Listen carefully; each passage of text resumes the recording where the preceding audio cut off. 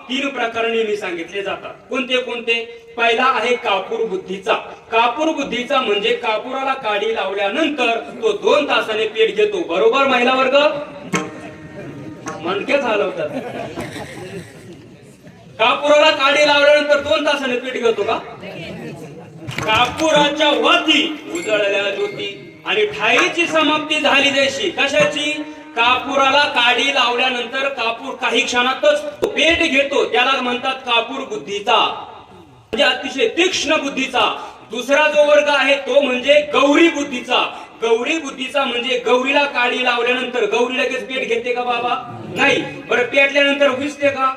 विजत सुद्धा नाही. ती धुपत धुपत का होईना पेट घेते. आणि तिसरा वर्ग आहे तो म्हणजे म्हशीचा ताजा पो.